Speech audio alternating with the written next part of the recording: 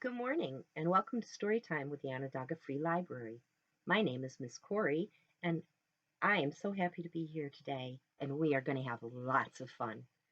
Grown-ups, I hope you will stick around and join us and participate today, because today we're going to model for you 5 practices that you can use every day, anytime, just about anywhere, to help get your child ready to learn and ready to read. And those 5 practices are simply reading, writing, singing, talking, and playing. And we're going to sing a little song about these 5 practices. And kids, you can go ahead and do the sign motions with me. So again, for a reminder, reading, we make the book with our hand and we read down the page. Writing, the book becomes our paper and we write with our pen. Singing, we rock the cradle. Talking, we put all our fingers up but tuck our thumb in and then just touch our index finger to our chin twice. And playing. This one's a little hard. Hold your hands up, spread everything out. Close your fingers, but keep your thumbs out. And then try to reach those little pinkies up. And you go like this. And that's playing. So now we're going to sing our song, and this is called The More We Read Together, the Smarter We'll Be. So let's begin by singing about reading. The more we read together, together, together, the more we read together, the smarter we'll be. 'Cause I read and you'll read and they read and we all read. The more we read together, the smarter we'll be. Next thing we can do is write. The more we write together, together, together, the more we write together, the smarter we'll be. 'Cause I write and you'll write and they write and we all write. The more we write together, the smarter we'll be. We also want to sing today. The more we sing together, together, together, the more we sing together, the smarter we'll be. 'Cause I sing and you sing and they sing and we all sing. The more we sing together, the smarter we'll be. And the last thing, and one of the most important things that we want to do together, is we want to play together. So hold up your fingers again, close them down, keep your thumbs out. The more we play together, together, together, the more we play together, the smarter we'll be. 'Cause I play and you play and they play and we all play. The more we play together, the smarter we'll be. Very good. Good job. So remember, read, write, sing, talk, and play with your child as often as you can. So today we're going to have story time all about dragons. That's right. And stories about dragons come from all over the world because most dragons either have wings and can fly or they can swim, which means they can travel wherever they want. And that's why we have stories of dragons from just about everywhere. We have many, many different kinds of dragons. We have desert dragons, and we have forest dragons. We have mountain dragons and water dragons. And all these dragons have things in common. Some of them can fly, some of them can swim, most of them breathe fire. They all like to hoard treasures, which means they like to steal gold and jewels and hoard them in their lairs, in their caves where they live. Today we're going to talk about two different kinds of dragons, the East Dragon and the West Dragon. First, we're going to talk about the East Dragon. Now, the East Dragon usually lives in or around the water, in a lair. They hoard their treasure. They usually have 4 legs, no wings, and they can be blue, black, white, yellow, red, lots of different colors. Eastern dragons are usually found in stories from China. Eastern dragons are usually very nice and kind to humans, and humans, especially emperors, liked to collect dragons in the East because they felt that they were lucky. East dragons also tend to have a lot of power over water and storms and rainfall. So here is the story of the water dragon, a Chinese legend. Long, long ago in China, there was a little boy named A Bao. And A Bao would travel into the forest every day looking for wood. And one day, when he was looking for wood, he saw something red and shiny on the ground. So he reached down and picked it up. And it was a red, shiny stone.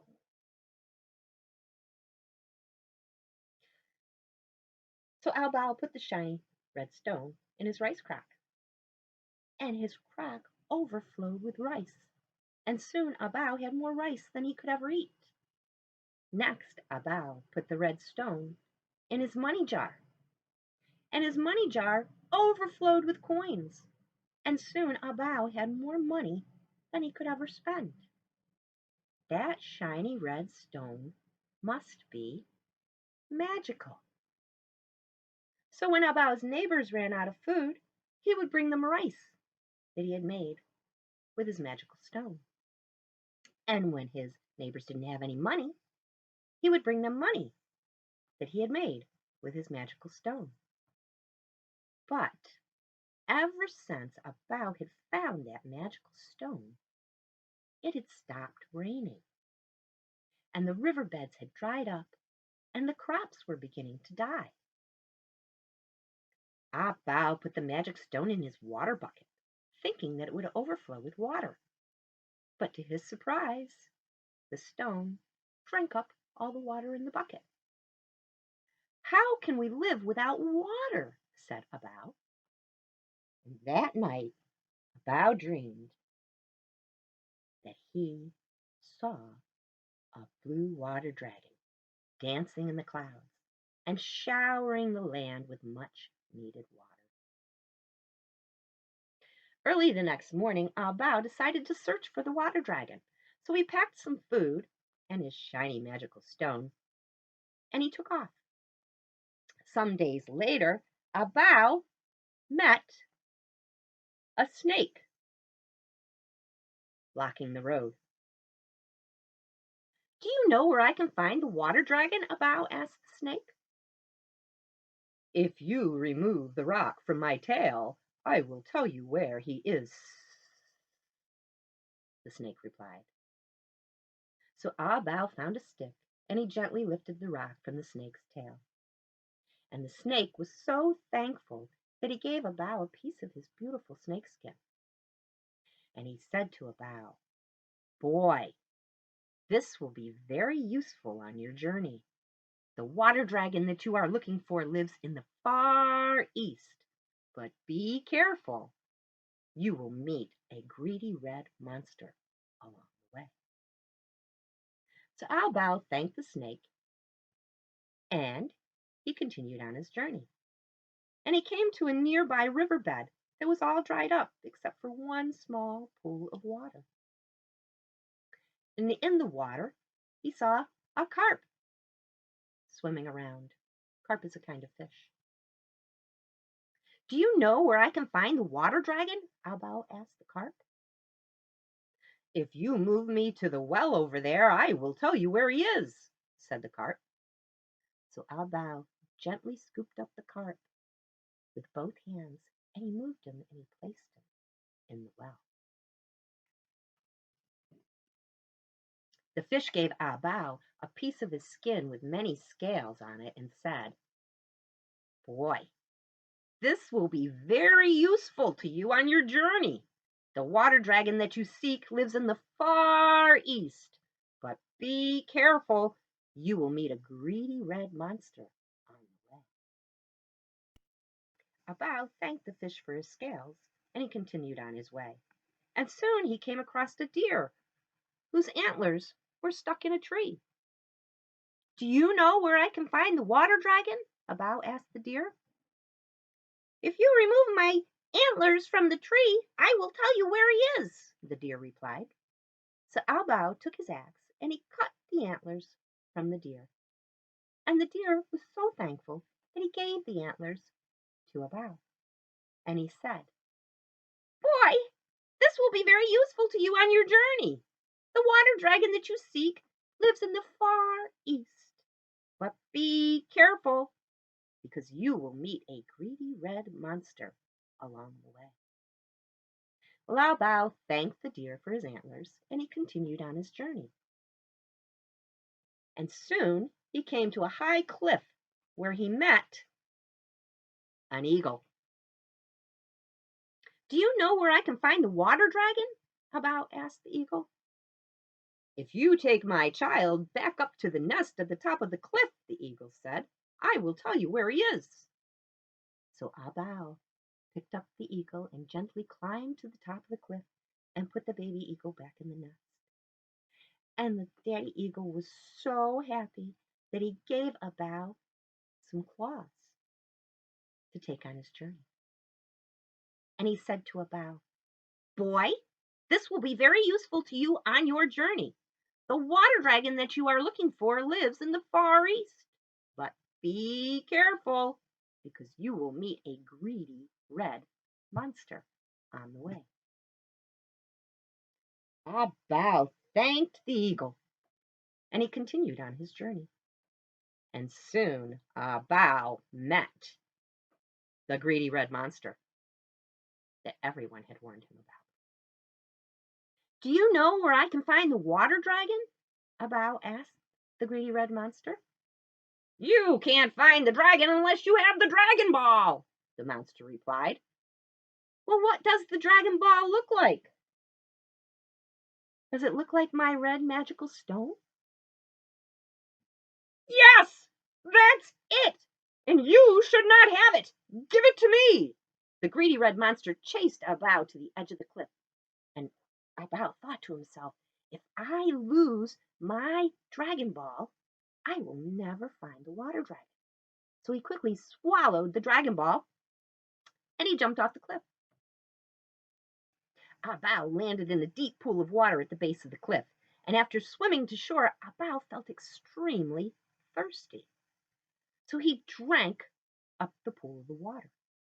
And then he moved on to the sea, and he was still thirsty, so he drank and he drank and he drank and he drank until his thirst was quenched.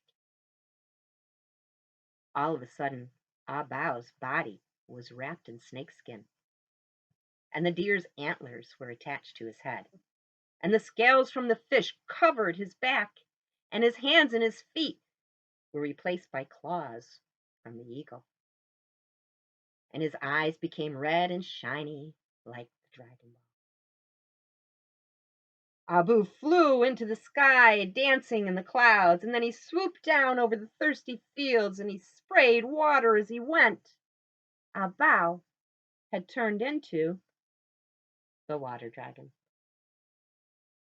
The water dragon showered the earth until it was green again. And that's the legend of the water dragon, who was really just a little boy named Ah Bao. The end.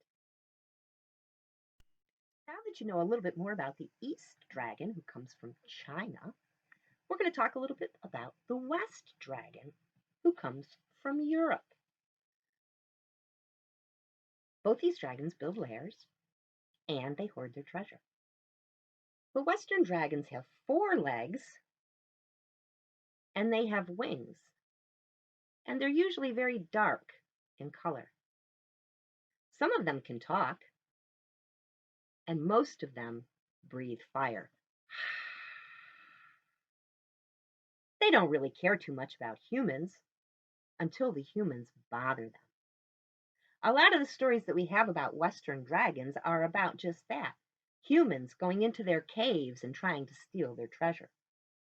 Some of the other stories that we have about Western dragons involve a knight who comes and rescues the maiden from the dragon. One story in particular is called St. George and the Dragon, and in that story, St. George travels far, far away to a strange town where all the young ladies are being eaten by the dragon. And the dragon is getting ready to eat the princess of the town. And St. George goes in and he slays the dragon and he saves the princess. And those are the stories that we have of Western dragons. I'm going to tell you a little story today about a Western dragon that'll help us understand a little bit more about the kind of world that the Western dragon lived in. So, Western dragons live in Europe, and where they live, we find lots of castles. Okay? And in those castles live a lot of different kind of people. First, we will have the knight in shining armor, and he protects the castle. We also will have a steed, and the steed is a fancy name for the horse that the knight rides.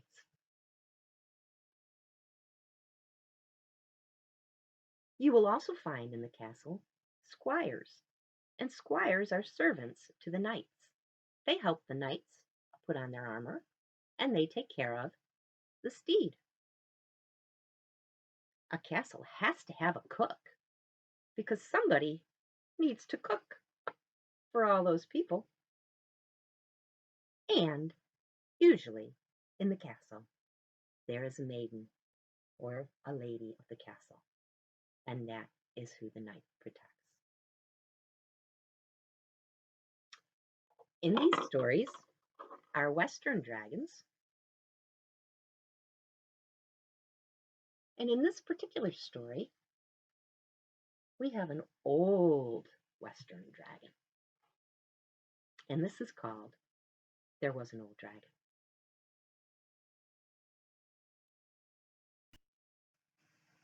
There was an old dragon who swallowed a knight. I don't know why he swallowed that knight, but it wasn't polite. There was an old dragon who swallowed a steed that galloped around at a terrible speed. Oh, how that dragon wished it would stop, that clippity, clippity, clippity, clop. He swallowed the steed right after the knight, and I don't know why he swallowed the knight, but it wasn't polite. There was an old dragon who swallowed a squire, who hollered, "That's hot!" when the dragon breathed fire. He swallowed the squire to calm the steed that galloped around at a terrible speed. He swallowed the steed right after the knight, and I don't know why he swallowed the knight, but it wasn't polite. There was an old dragon who swallowed a cook, a savory cook, and her recipe book. He swallowed the cook to fatten the squire. He swallowed the squire to calm the steed that galloped around at a terrible speed. He swallowed the steed right after the knight, and I don't know why he swallowed the knight, but it wasn't polite. There was an old dragon who swallowed a lady. It seems quite shady to swallow a lady, but he swallowed the lady to rule the cook, and he swallowed the cook to fatten the squire, and he swallowed the squire to calm the steed that galloped around at a terrible speed. He swallowed the steed right after the knight, and I don't know why he swallowed the knight, but it wasn't polite. There was an old dragon who swallowed a castle. How did he swallow a castle?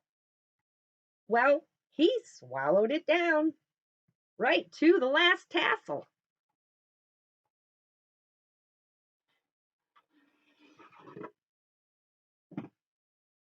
He swallowed the castle to hold the lady. It seems quite shady to swallow a lady, but he swallowed the lady to rule the cook, and he swallowed the cook to fatten the squire, and he swallowed the squire to calm the steed that galloped around at a terrible speed. He swallowed the steed right after the knight, and I don't know why he swallowed the knight, but it wasn't polite. There was an old dragon who swallowed a moat. Do you know what a moat is? The moat is the big river that goes around the castle, that protects the castle. He guzzled and gulped it right down his throat. And with all of that water, he started to bloat. And that's when the dragon roared, "Roar!" And I quote, "Okay, enough. I've had quite enough. More than enough of swallowing stuff. Maybe I've been a tad impolite. Perchance I should only have swallowed the knight." So he burped out the moat that had caused him to bloat, and he burped out the castle with every last tassel. He burped out the lady, we found that quite shady. He burped out the cook in his recipe book. He burped out the squire, now blackened with fire, and then, with all of the power that he could amass, the dragon burped out one last billow of gas. And with terrible, terrible, terrible speed, he burped out the steed.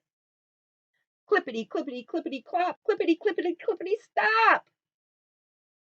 There was an old dragon who swallowed a knight, and that night was just right. The end.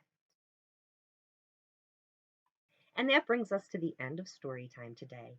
And I hope you all had a great time and had as much fun as I did. Please remember to check back. We will be doing story time again in 2 weeks, so check back, and we hope to see you then. Thank you, and goodbye.